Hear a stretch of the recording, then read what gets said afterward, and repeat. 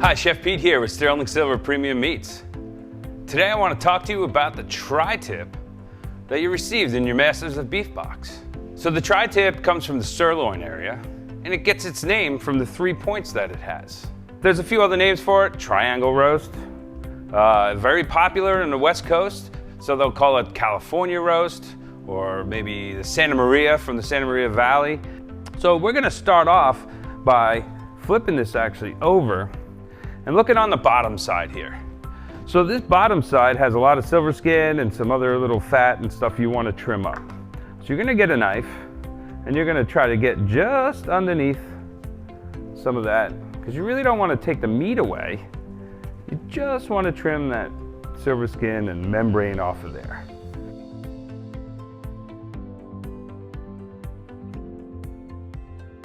Most of that's pretty good. Down here, right in this corner, I'll just get in and actually trim that a little closer. All right, so we got that trimmed to where this is mainly just fat, which will render off, which is fine. So what you need to check though is these edges and the sides. All right, so there's a little bit going on here. So I'm gonna go in and actually just cut that off.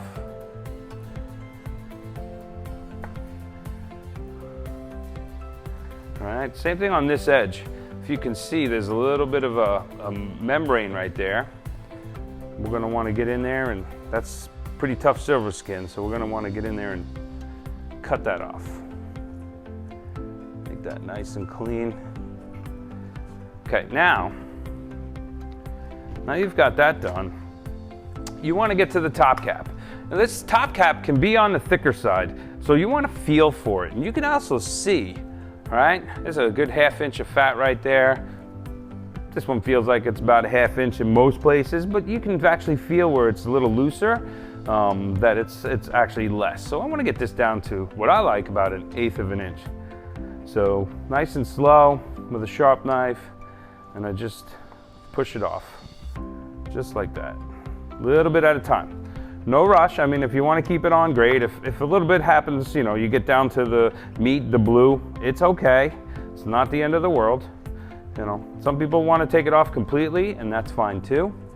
And I'll show you what you can do with that when that's done.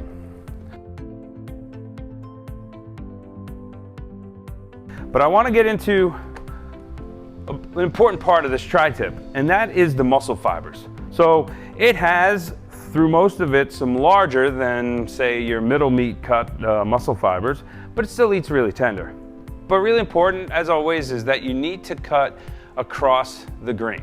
Not with the grain, you want to cut across it. So with this tri-tip though, we've got a grain that's running in this direction, and then it starts to turn a little bit. So you want to make sure is, you know, you're cutting across as you're carving this, that you don't end up running with that grain. So you just want to turn that knife, cut, and turn it a little bit. So really important there. But again, this is great as is.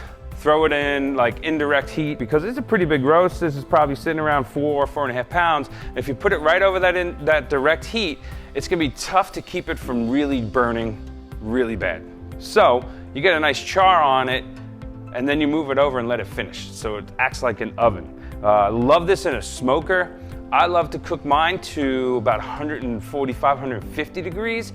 I used to cook it to about 135, but I found that it actually eats juicier and more tender when you're in that close to medium. So many different ways, really, really versatile.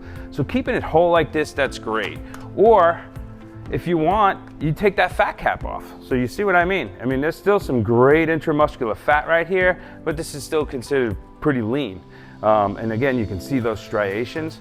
This cut here is perfect to cut some steaks out of. Pretty simple, right? So you just get in there and cut your steaks. They're not gonna be too big, but just great, you know, for salad toppers, things like that. I love it. Or you can go and start cutting some stir fry out of it, which is also a great way to use this cut. Or they can be used for satays, right? Really easy. You can see some of that marbling going on there. Another way too is, if it's a pretty big, thick piece of meat, and you don't want it to take an hour to cook on a grill, you can butterfly that. So you can actually get in there and just split this roast, right? And just butterfly the steaks. See how I'm just doing that? And then you're talking about, 10 minutes on and off your grill, and you've got a great product that's still gonna eat phenomenal. Again, it doesn't necessarily have to be butterflied per se, where it all stays together, but you can see that. Or you can just cut this and make 2 steaks out of that.